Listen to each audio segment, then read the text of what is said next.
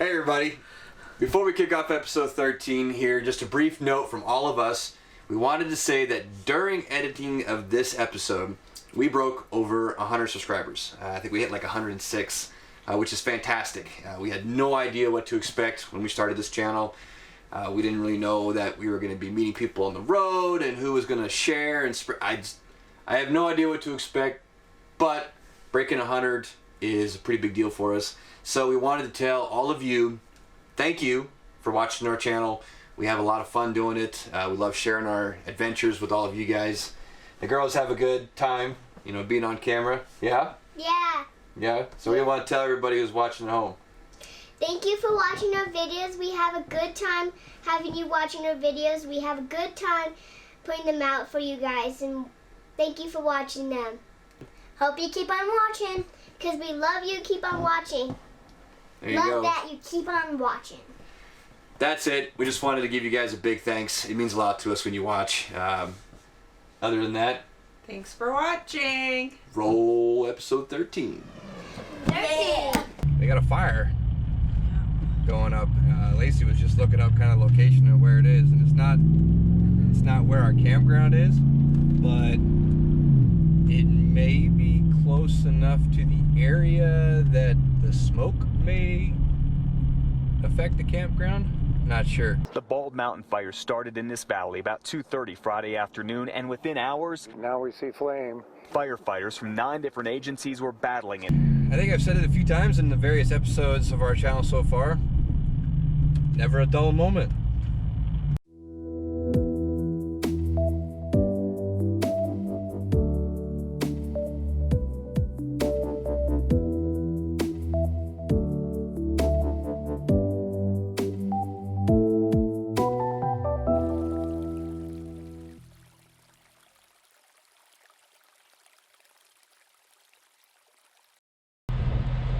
So, we're chilling here at the Blue Beacon Car Wash. Truck wash, for the record, it's a truck wash. Actually, we figured out on our way from when we were heading to Minnesota to pick up the fifth wheel, a Blue Beacon truck wash is really good about washing. I mean, for getting your RV wash pulling through, they do a really good job and they're reasonably priced. So, we're all about some Blue Beacon truck washes. How's it going? Good, how are you? Good, man. What are you getting today? Can we brush the truck and trailer? Truck and trailer? Yep. Yeah, we can. So did you want to do the classic wash or the no-brainer wash on the truck? No brainer.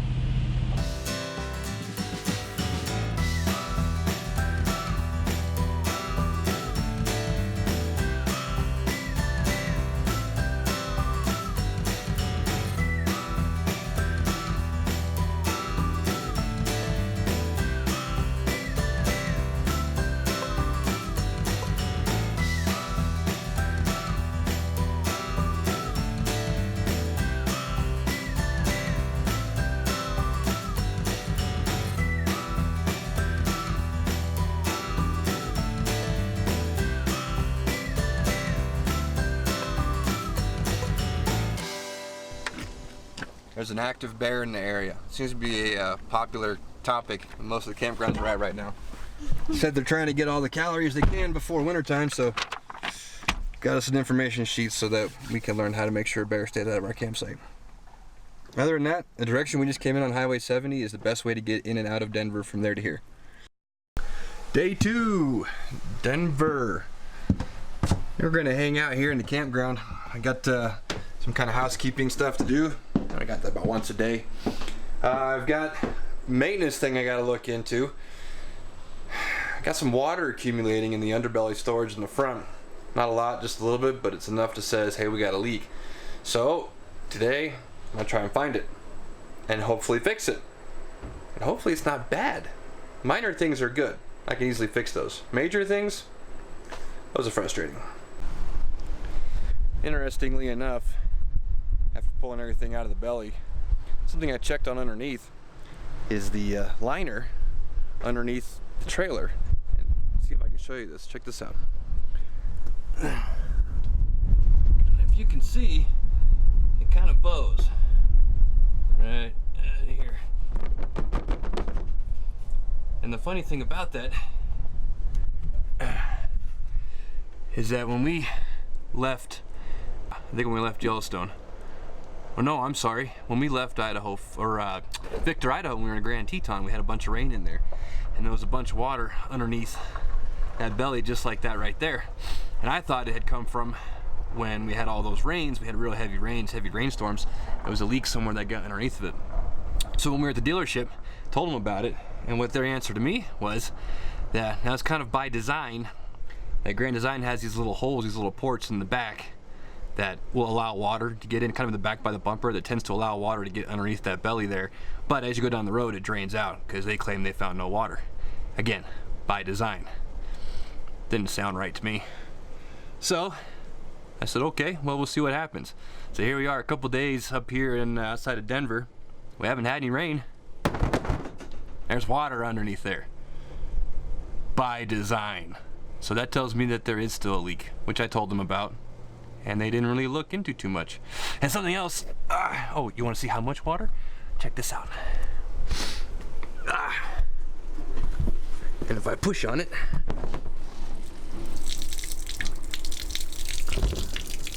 that's draining water. So you can see inside, right here, how it's wet all the way down that wall. So I'm gonna pull the wall, see what we find.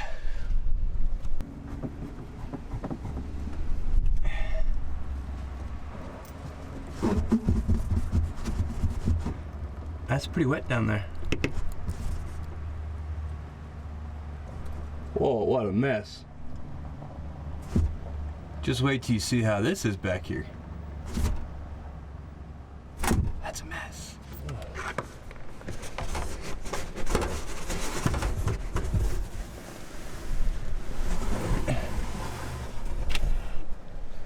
Well, that's definitely, that's water.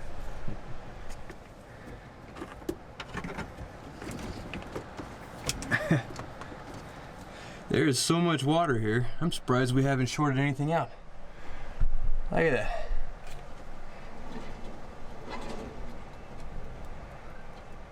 Just dripping away. What a mess. All right. Well,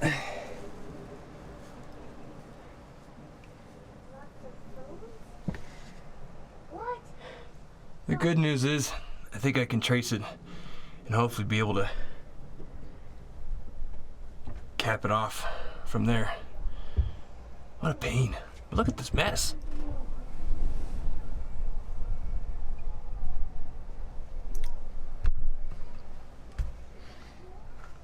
What do you do?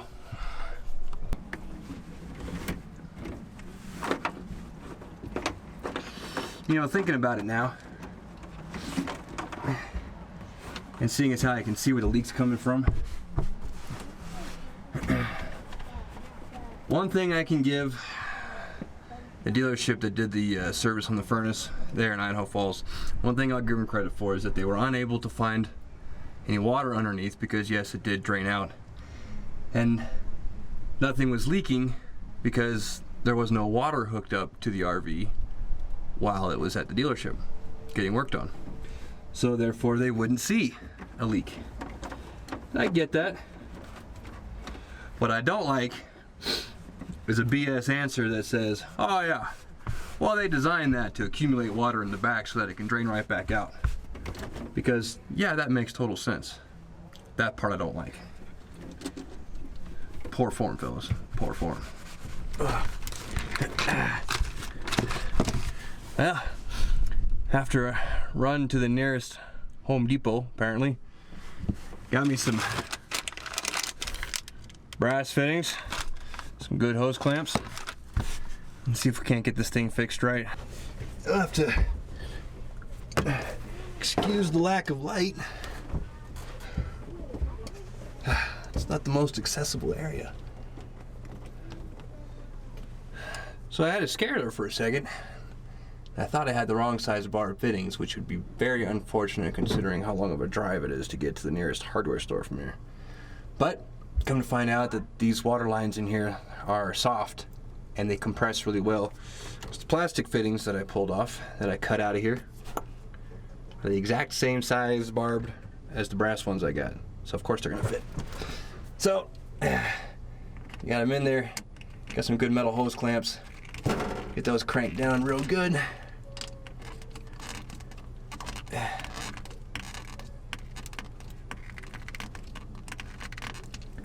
And we are gonna be back in business in no time.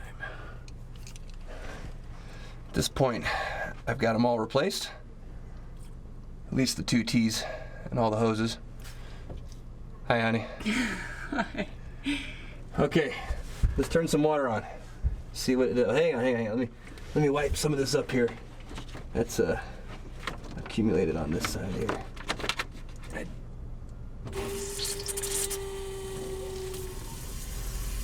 Holy my Jesus, turn it off. Are you serious? Turn it off.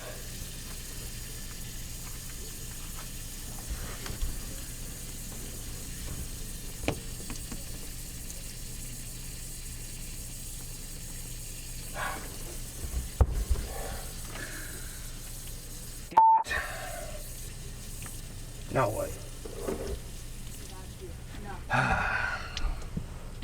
That is very disappointing. So, the hose fix didn't work out very well. It's kind of a bummer. But, at that point, I went ahead and gave a phone call, or actually an email, to Grand Design. And Christine there at Grand Design was oh so very helpful when we had the furnace issue at the dealership there. That decided maybe she can be as helpful with the water thing. So I got a little bowl under there catching the leak. The leak is a lot slower than what it was, which is great, just not fixed. So, but luckily I did get a hold of a service center in Colorado Springs, and they're able to get us in come Friday morning. So when we leave here in Central City, Colorado, Friday morning, heading to Santa Fe, we'll be able to stop in, and they said, yeah, we should be able to get you going same day. Drop it off, hang out for a little bit, good to go. So, check that off the list. Let's go to the zoo. Oh, and the Museum of Science and Nature. That's gonna be fun. We're here at the Museum of Science and Nature. Here in Denver? Yeah, What you got in your hand? tickets. See? What do you think we're gonna see inside there? Dinosaur bones. Let's go check them out, huh? Yeah, All right. it's a T-Rex. He's pretty big. Yeah, that's the first one we saw.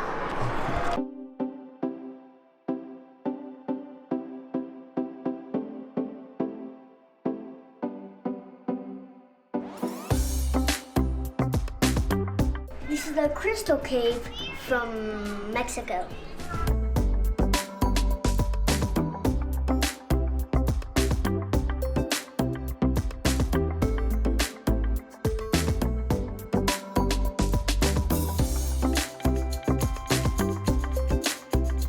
These are caribou. They get up to 240 pounds.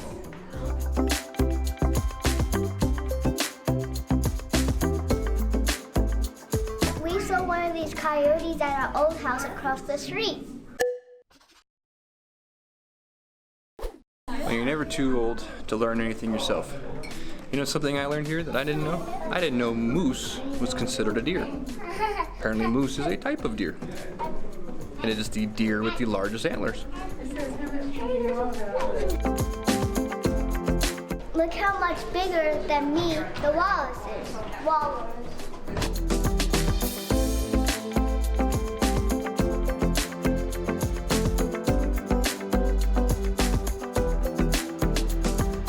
So these are titanotheres. They are titanotheres. Good call. So these are titanotheres. They are bones titanotheres. Does anybody know what a hillbilly warthog looks like? He has stuff going on his nose. He has boogers. He has boogers. I'm sorry, I had to do it. He has snot. Carnivorous, pig-like, entelodont. Entelodont. I don't think I'm pronouncing that right. He's real. Hey Aubrey, Yeah? you two kind of look alike.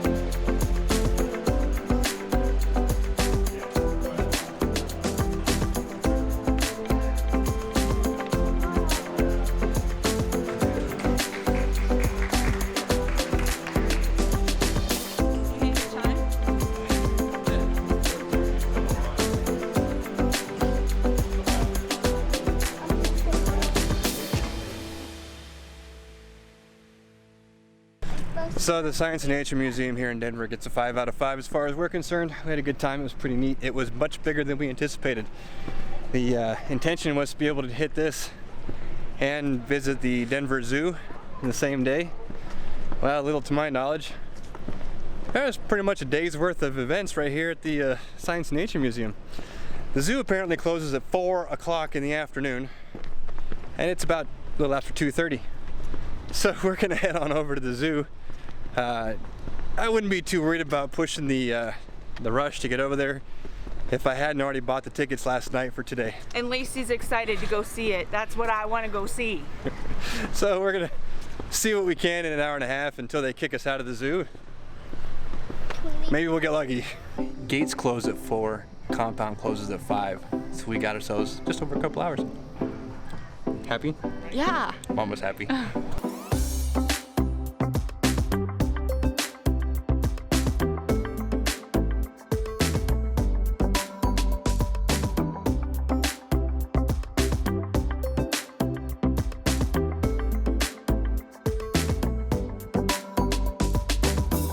What's cool about seeing other zoos that we don't have in Seattle is different animals.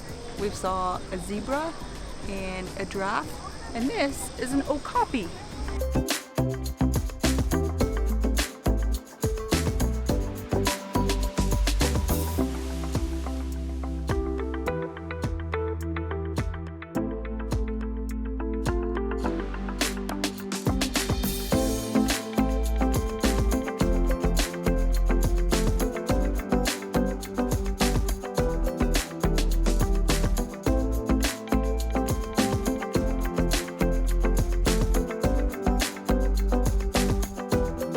What's cool is they have a really neat rainforest with birds that are just kind of hanging out. There, got some down here. They're pretty. I hope I don't get pooped on.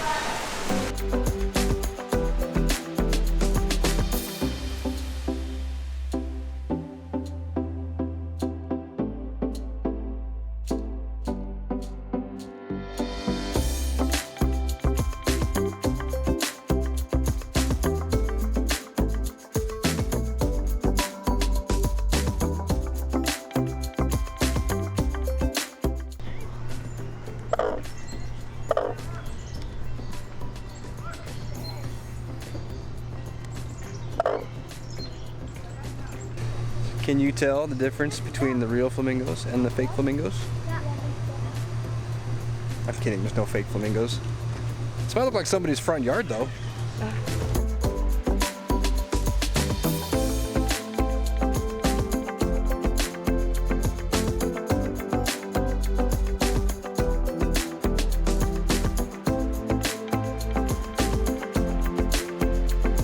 What are you guys doing? Oh, that's kind of raw.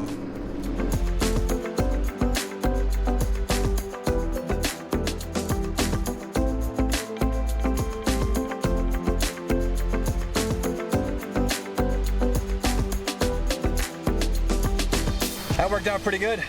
We were able to see the entire zoo Yep. in like 2.5 hours. I'm really surprised. I really didn't think we were gonna make it that far. Unfortunately, being kind of late in the day. We didn't get to see all the animals Yep. because they were all put away. Yeah, some of them went in, called it a day early, so we didn't get to catch the lions. They got a baby lion cub. We didn't get to see that one here at the end, but we got some cool stuff. Got some good footage out of the whole deal, and we saw some cool animals we haven't been able to see. The gorillas. Yep. The girls got a couple of stuffed animals as some mementos for the Denver Zoo. And then I think this is going to call it a day for us here in Denver. Let's go find some dinner. And tomorrow's a whole new day. We're at the USA Country Olympic Training Center. She just about got it. Decided to come down here to Colorado Springs and do a little tour for the U.S. Olympic and Paralympic training facility, which is be kind of cool. I don't know. Think you can get in the Olympics one day? Yeah, when I get older. I'm only 5. She's only 6. You never know. Let's go check it out. These are all the Olympians working out. You see them? Yep. They got quite the little complex here.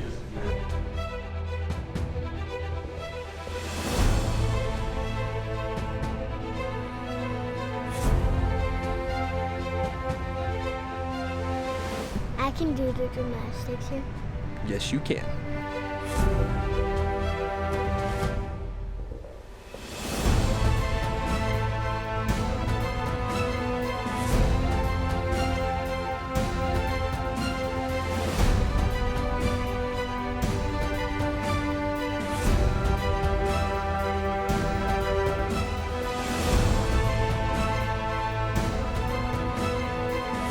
How about a little wrestling? That's neat.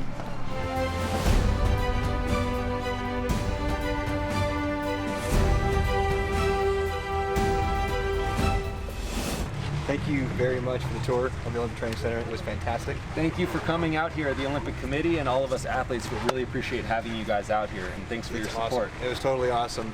Look for him, Morgan Flaharty. I'll have him linked down below so you guys can check him out and follow him. You're going to be wrestling, so when was it? November? And November 15th at the New York Athletic Club Invitational, also known as the Bill Farrell. Then I'll be going to the Haparanda Cup in Sweden and the Haavisto Cup in Finland the weekend following. Watch this guy. Fortunately, it was kind of lunchtime for all the athletes. We couldn't see a whole lot of people training and practicing, but we got to see a really cool compound here. Got some pretty sweet shirts out of the deal. I got this one. I got red. And I got black. And we actually got to meet Morgan, who we're going to keep an eye out on him. Wrestler, Olympics. Yep. And we got his card, so we can call him, email him, or text him. There you go. Another fun day here in Colorado. And say hi to Mom. I am going up to the 7 Second Springs right over there to fill up these water bottles to see how good the water is. It's supposed to have good minerals and calcium and just pure water, better than tap water. Go get some. Okay.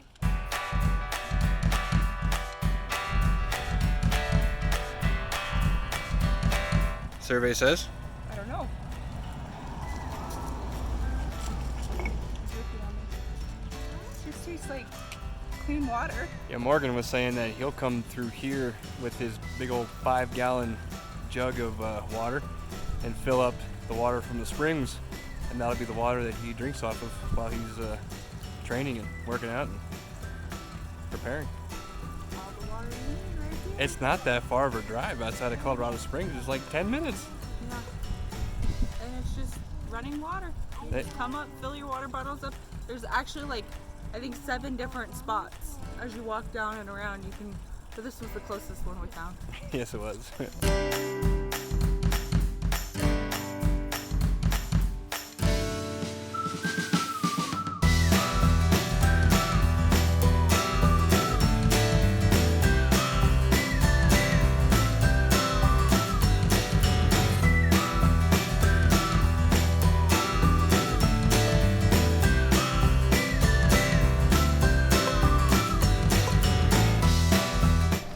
Did you know that people used to live in these rock houses? Yeah, that's right. Rock houses.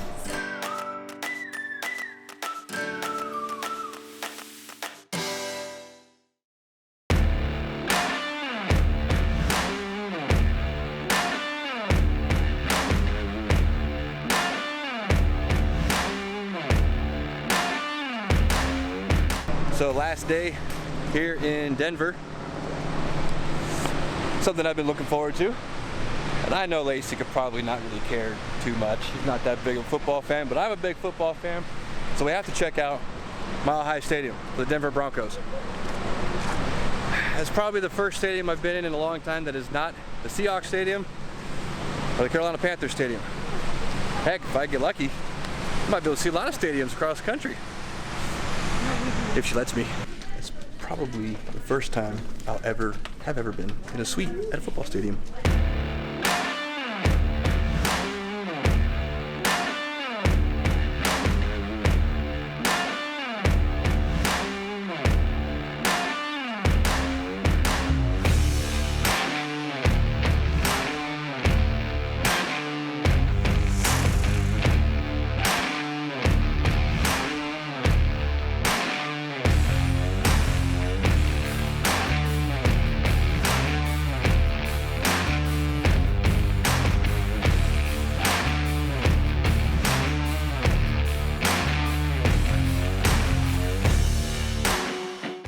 can't get into the Denver Broncos locker room, but we can do the visitors.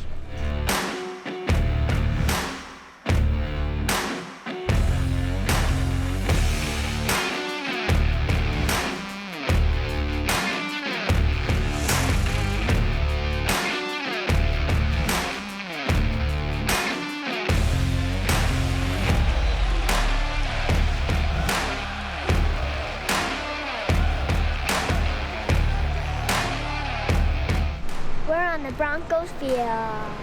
Pretty cool. You ever been on a football field like this? Nope, Not this close. not that close.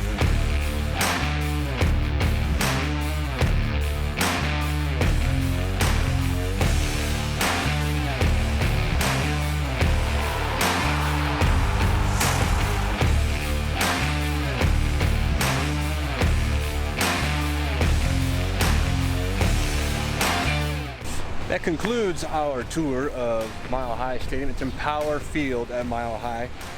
I still call it Mile High Stadium. But all in all, that was a pretty cool tour.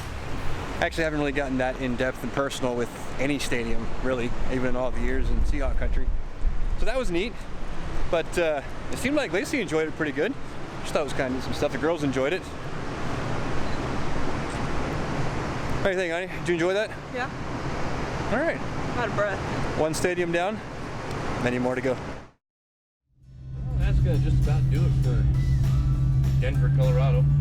Central City, Colorado. Outskirts of Denver. Elevation 9,000 feet.